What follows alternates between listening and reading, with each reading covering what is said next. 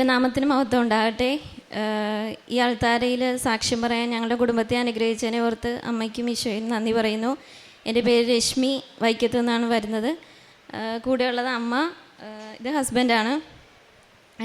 ഞാൻ ആദ്യമായിട്ട് ഉടമ്പടി എടുക്കുന്നത് 2023 മെയ് 7-ാം തീയതിയാണ്. അന്നിവിടെ വന്ന് ഉടമ്പടി എടുത്തതിന് ശേഷം ഞാൻ ഒരു തവണ സാക്ഷ്യം പറഞ്ഞിട്ടുണ്ട്. ഇതെൻ്റെ രണ്ടാമത്തെ സാക്ഷ്യമാണ്.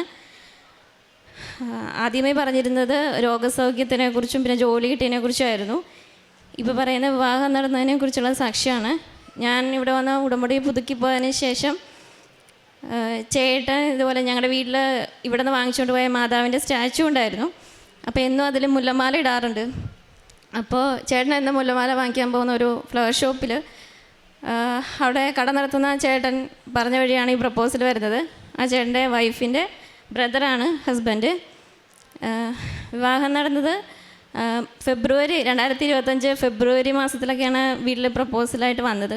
അപ്പോൾ എനിക്ക് ആകെ ഉണ്ടായിരുന്ന ഒരു കണ്ടീഷൻ എന്ന് പറഞ്ഞാൽ ഞങ്ങൾ ക്രൈസ്തവരാണ്.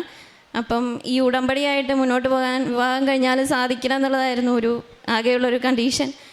അപ്പോൾ വീട്ടിലിങ്ങനെ പ്രപ്പോസലിൻ്റെ കാര്യം പറഞ്ഞപ്പോഴും ഞാൻ വീട്ടിൽ ആദ്യമേ പറഞ്ഞിരുന്നത് ഇതൊക്കെ അംഗീകരിക്കുന്ന ഒരാളായിരിക്കണം വിവാഹം കഴിക്കുന്നത് എന്നുള്ളതായിരുന്നു. പിന്നെ പള്ളിയിലൊക്കെ വരാൻ കഴിയണം, ഉടമ്പടി നിബന്ധനകളെല്ലാം പാലിക്കാൻ പറ്റണം, പ്രാർത്ഥിക്കാനുള്ള സമയം ഉണ്ടാവണം, അങ്ങനെയൊക്കെ ആയിരുന്നു പറഞ്ഞിരുന്നത്. അപ്പോൾ ചേട്ടനാണെങ്കിലും അച്ഛനും എല്ലാവരും പറഞ്ഞു ആദ്യമേ അവർ വന്ന് പോട്ടെ, എന്നിട്ട് എന്താണെന്നുള്ളത് ചെയ്യാം, അവരോട് പറയാമെന്ന് പറഞ്ഞു. അങ്ങനെ ഒരു ഫെബ്രുവരി മാസത്തിൽ 2025 ഫെബ്രുവരി മാസത്തിൽ വന്നു, കണ്ടുപോയി. അന്ന് വൈകിട്ട് തന്നെ അവർ വീട്ടിൽ വിളിച്ചു പറഞ്ഞു കല്യാണത്തിന് സമ്മതമാണെന്ന് പറഞ്ഞു. അങ്ങനെ പറഞ്ഞപ്പോഴും ഞാൻ പറഞ്ഞു അവരോട് കാര്യങ്ങളൊക്കെ പറഞ്ഞതിന് ശേഷം മുന്നോട്ട് പോയാൽ മതി എന്ന് പറഞ്ഞു. അങ്ങനെ ഇരുന്ന് ഞങ്ങൾ കോട്ടയത്തുള്ളൊരു ആശാകേന്ദ്രം എന്ന് പറഞ്ഞാൽ അമ്മമാർ താമസിക്കുന്ന ഒരു ഭവനത്തിലാണ് ഞങ്ങൾ കാരുണ്യപ്രവർത്തികളുടെ ഭാഗമായിട്ട് പോകാറുള്ളത്. അപ്പോൾ ഞങ്ങൾ അടുത്തൊരു ആഴ്ച ഞായറാഴ്ച ഞങ്ങൾ എൻ്റെ വീട്ടിലെല്ലാവരും ചേച്ചിമാരെല്ലാവരും ഉടമ്പടിയിലാണ്. അപ്പോൾ ഞങ്ങളെല്ലാവരും ഒന്നിച്ചാണ് അവിടെ പോകാറുള്ളത്. അപ്പോൾ ഇതുപോലെ ഞങ്ങളവിടെ പോയ സമയത്ത് കോട്ടയത്താണ് എന്നെ കല്യാണം കഴിച്ചിരിക്കുന്നത്. അപ്പോൾ ഞങ്ങളവിടെ പോയ സമയത്ത് ഇതേപോലെ തന്നെ ചേട്ടൻ പറഞ്ഞു എന്നാൽ ആളെ കണ്ട് സംസാരിക്കാം, നീ തന്നെ കാര്യങ്ങളൊക്കെ സംസാരിച്ചോളാൻ പറഞ്ഞു. അങ്ങനെ ചേട്ടനെ വിളിച്ചപ്പോൾ വന്നു. അങ്ങനെ ഞങ്ങൾ അവിടെ കോട്ടയത്തുള്ളൊരു പള്ളിയുടെ മുറ്റത്ത് വെച്ചാണ് സംസാരിക്കുന്നത്. അങ്ങനെ അവിടെ നിന്ന് സംസാരിച്ചു, കാര്യങ്ങളൊക്കെ പറഞ്ഞു. അപ്പോൾ ഉടമ്പടീനെ പറ്റിയൊന്നും അറിയില്ലെങ്കിലും ചേട്ടൻ പറഞ്ഞു ഞാനും മാതാവിൻ്റെ ഒരു ഭക്തനാണ്, അവിടെ മണർകാട് പള്ളിയിലൊക്കെ പോകാറുണ്ട്, മാതാവിൻ്റെ നൊവേന കൂടാറുണ്ട്, അങ്ങനെയെന്നൊക്കെ എന്നോട് പറഞ്ഞു. അതുകൊണ്ട് എനിക്ക് അതിനകത്തൊന്നും ഒരു വിഷയമില്ലെന്ന് പറഞ്ഞു. പിന്നെ എനിക്ക് തൈറോയിഡ് ഇഷ്യൂ ഉണ്ടായിരുന്നു. അപ്പോൾ ഞാൻ അതും പറഞ്ഞു. പിന്നെ ഭാവി ജീവിതത്തിലൊരു പ്രശ്നം പിന്നീട് ഉണ്ടാവരുതല്ലോ എന്ന് ഓർത്തുകൊണ്ട് അതും ഞാൻ പറഞ്ഞപ്പോൾ എന്നോട് പറഞ്ഞു അതൊന്നും എനിക്കൊരു പ്രശ്നമല്ല എന്ന് പറഞ്ഞു. അങ്ങനെ പിന്നെ മുന്നോട്ട് പോയി. അത് കഴിഞ്ഞ് ജൂൺ മാസമൊക്കെ ആയപ്പോൾ എൻഗേജ്മെൻറ്റ് കഴിഞ്ഞു. പിന്നെ അവരുടെ വീട് പണി നടന്നുകൊണ്ടിരുന്നത് കൊണ്ട് കല്യാണം കുറച്ച് നീട്ടി വെച്ചു. അങ്ങനെ നവംബർ 23-ാം തീയതി 2025 നവംബർ 23-ാം തീയതി ഞങ്ങളുടെ വിവാഹം നടന്നു. അതിലും ഒരുപാട് പരിമിതികളുണ്ടായിരുന്നു. ആ സമയത്ത് ഇതുപോലെ ഉടമ്പടി പുതുക്കാൻ വന്നപ്പോൾ ഞാൻ അതിനകത്ത് വെച്ചിരുന്നു പരിമിതികളെല്ലാം നികത്തിക്കൊണ്ട് കാനായിലെ വിവാഹം പോലെ ഒരു അത്രയും ഭംഗിയായിട്ടുള്ളൊരു വിവാഹമായിരിക്കണേ, നടത്തി തരണേ എന്ന് പറഞ്ഞ് പ്രാർത്ഥിച്ചിരുന്നു. അതുപോലെ തന്നെ എല്ലാവരും പങ്കെടുത്തു. ഏറ്റവും ഭംഗിയായിട്ട് തന്നെ ആ വിവാഹം നടന്നു. സാമ്പത്തിക ബുദ്ധിമുട്ടുണ്ടായിരുന്നു, അതും എല്ലാം ആ സമയത്ത് എല്ലാം ഒരുക്കി തന്നു. അമ്മയ്ക്കും ഈശോയ്ക്കും കോടാനുകോടി നന്ദി.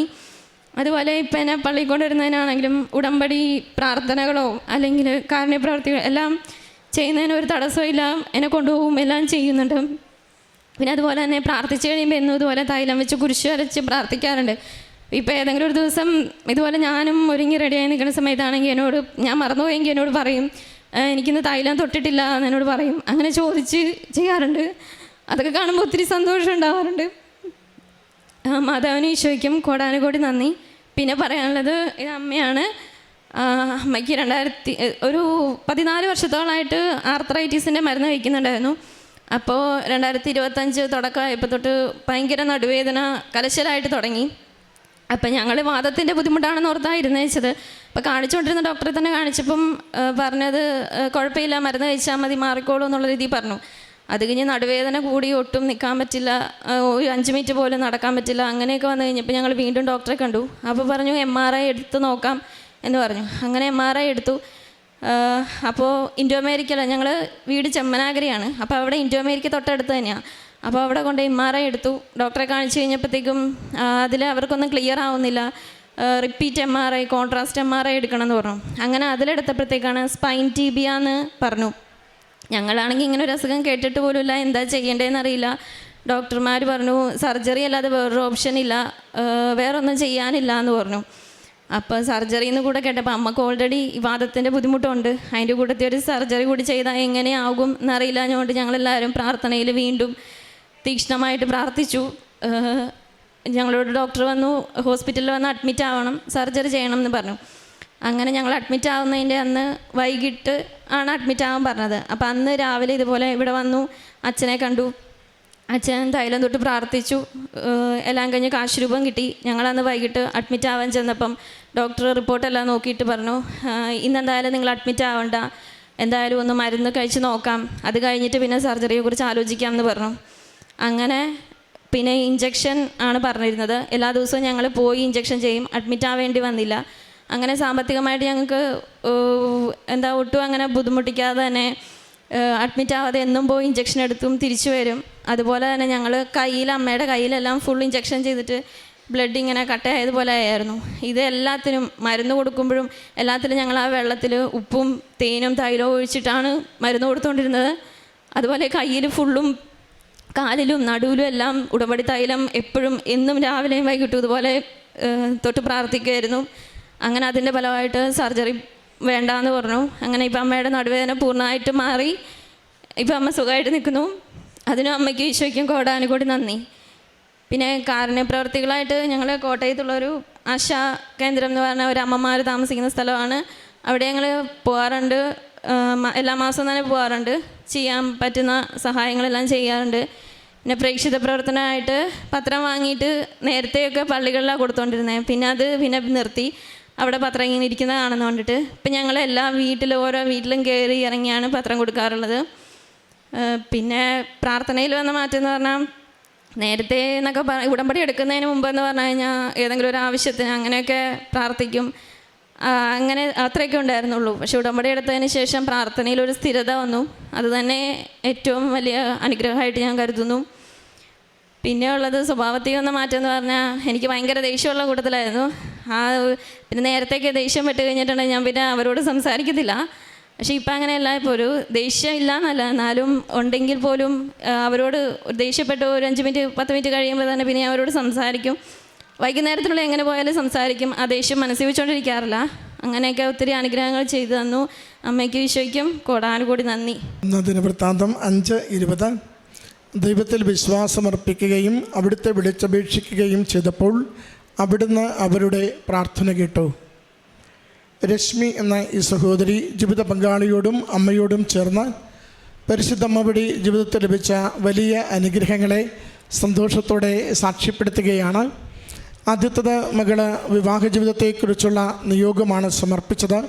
30 വയസ്സോളം എത്തിയ മകള് വിവാഹത്തെക്കുറിച്ച് ആലോചിക്കുമ്പോൾ വീട്ടുകാരുടെ ഒറ്റ വിഷയമാണ് അവതരിപ്പിച്ചത്.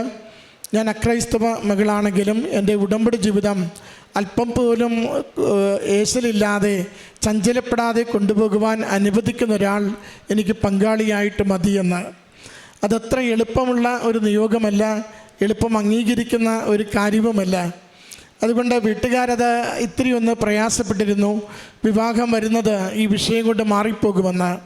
പക്ഷെ മകൾക്ക് ഉറപ്പായിരുന്നു, ഞാൻ അമ്മയുടെ അനുവാദത്തോടെ അമ്മയുടെ കരങ്ങളിൽ ഏൽപ്പിച്ചു കൊടുക്കുന്ന ഒരു നിയോഗത്തിന് വേണ്ടിയാണ് ആഗ്രഹിക്കുന്നതെങ്കിൽ അമ്മ അതിന് ചേർന്ന വ്യക്തിയെ എൻ്റെ ജീവിതത്തിലേക്ക് ചേർത്ത് തരുമെന്ന്. ശരിക്കും അതാണ് ഈ അൾത്താരയിൽ നമ്മളിന്ന് കാണുന്നതും. മകൾക്ക് വിവാഹാലോചന വന്നു, വരൻ്റെ വീട്ടുകാർ ഇഷ്ടപ്പെട്ടു പോയി. പിന്നീട് അവളെ തന്നെ ചുമതല ഏൽപ്പിക്കുകയാണ്. നിനക്ക് പറയാനുള്ളത് നീ തന്നെ സംസാരിച്ച് ധാരണ എത്തുക, ഞങ്ങളായിട്ട് ഈ വിഷയമൊന്നും പറയുന്നില്ല.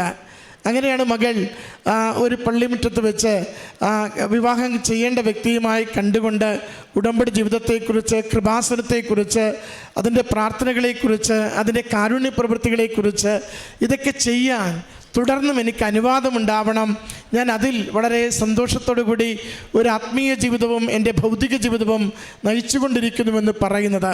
പ്രിയമുള്ളവരെ, അതൊരു നിലപാടാണ്. ജോസഫ് അച്ഛൻ ഉടമ്പടി ധ്യാനത്തിൽ നമ്മളോട് പറയില്ലേ, നമ്മുടെ ജീവിതത്തിൽ ഈശോയ്ക്ക് വേണ്ടി ചില തീരുമാനങ്ങൾ ഉറച്ചെടുക്കുവാനും അതിൽ ഉറച്ചു മുന്നോട്ട് പോകുവാനും ശ്രദ്ധയുള്ളവരാകണമെന്ന്.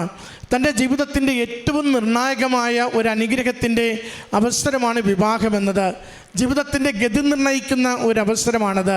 ആ ഗതി നിർണ്ണയിക്കുന്ന തീരുമാനത്തിൽ തൻ്റെ ഒരാഗ്രഹം അമ്മയോട് ചേർന്ന് ജീവിതം മുന്നോട്ട് കൊണ്ടുപോകുവാനുള്ള ഒരാഗ്രഹം പങ്കുവെച്ച് അതിനോട് ചേരുന്ന പങ്കാളിയെ കണ്ടെത്തുവാൻ അമ്മ സഹായിക്കുന്നുവെന്നത്.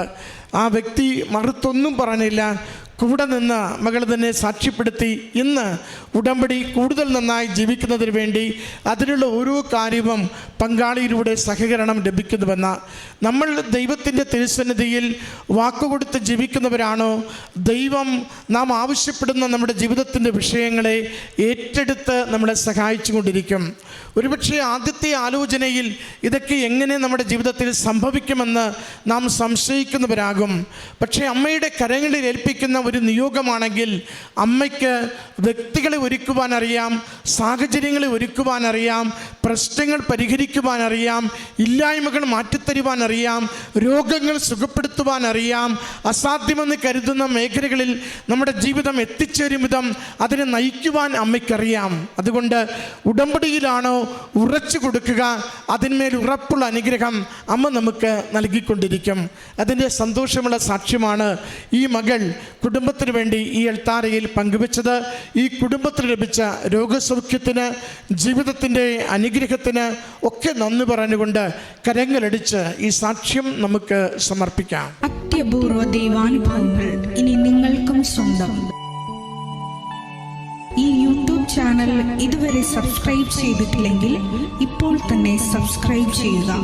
ഈ വീഡിയോ ഇപ്പോൾ തന്നെ നിങ്ങളുടെ സുഹൃത്തുക്കൾക്ക് ഷെയർ ചെയ്തുകൊണ്ട് കർത്താവിൻ്റെ പ്രേക്ഷിതരാകുക.